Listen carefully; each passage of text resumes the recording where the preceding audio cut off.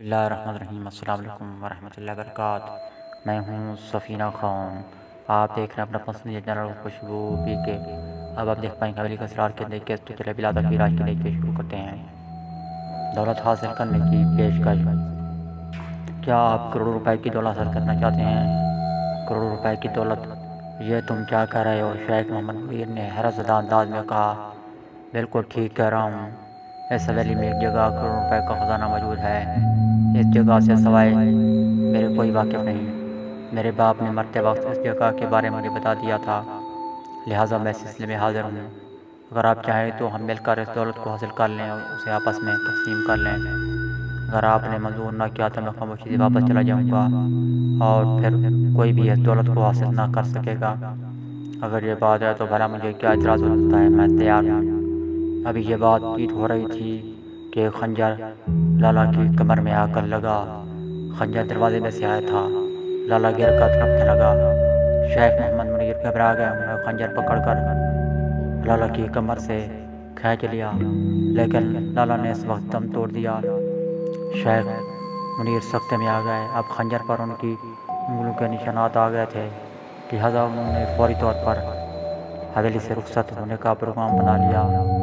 وہ اپنے اوپر قتل کا مقدمہ منتے برداشت نہیں کر سکتے تھے، بہت کمزور دل تھے۔ چنانچہ سامان باندھا گیا، 2 ٹرکوں میں لدوایا گیا۔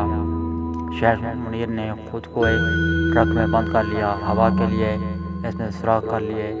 اسی طرح وہ شہر پہنچ گئے۔ شیخ منیر نے شہر میں پہلے ہی ایک کوٹھی تیار کرا رکھی تھی۔ پرانی حویلی میں رہتے رہتے وہ تنگ آ گئے تھے، چنانچہ اس وقت یہ کوٹھی کام آ گئی اور وہ وہاں جا کر رہنے لگے۔ لیکن وہاں تو شیخ منیر موجود نہیں ہوتے۔ دوسرے نقاب پوش نے چونک کر کہا، مجھے اس قدر معلوم ہے۔ اچھا خیر، کیا ہوا پھر کیا ہونا تھا؟ کسی طرح مجھے اس چکر کا علم ہو گیا اور میں نے اس خزانے کو پانے کا پروگرام بنا لیا۔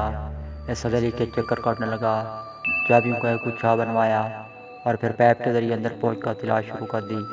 لیکن یہ کام کرنے سے پہلے میں نے کئی ماہ تک انتظار کیا تاکہ معاملہ بالکل دب جائے۔ لیکن اس لاش کا کیا بنا تھا؟ میرا مطلب ہے لالا کی لاش کا۔ فرزانہ بول پڑی۔ اس کے علاوہ کیا کہا جا سکتا ہے کہ پریشانی کے عالم میں شیخ منیر کو اس تہہ خانے کا پتہ چل گیا۔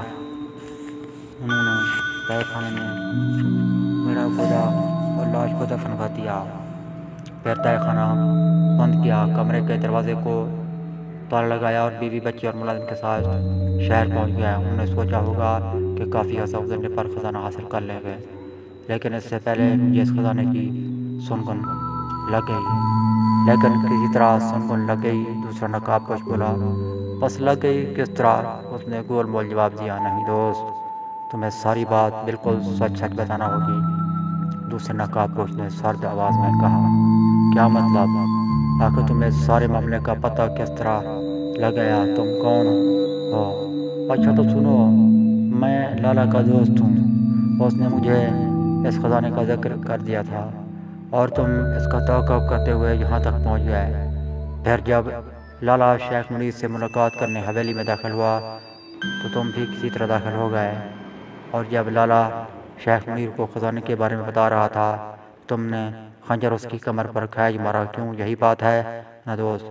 نہیں، بھلا مجھے ایسا کرنے کی کیا ضرورت تھی؟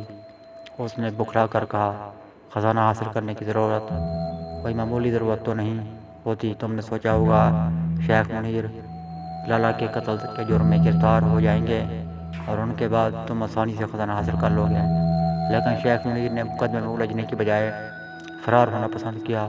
ایسے میں اتفاق سے انہیں تہہ خانے کا راستہ معلوم ہو گیا۔ تہہ خانہ کے بارے میں لالا نے انہیں بتا دیا تھا اور اس آتش دان کا فرش وہ لوہے کا پہلے ہی دیکھ چکے تھے، لہٰذا ان کا خیال فوری طور پر اس فرش کی طرف گیا۔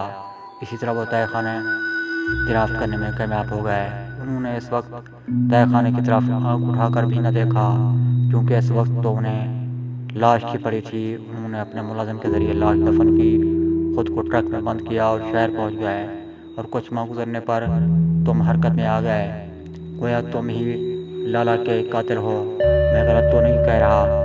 میں قاتل ہوں یا نہیں، اس سے بحث نہیں، میں ساری کہانی سن چکا ہوں۔ اب تو ان چاروں کو قبر میں دفن کر دو، اس کے بعد ہم اس بیٹی کو آپس میں تقسیم کر لیں گے۔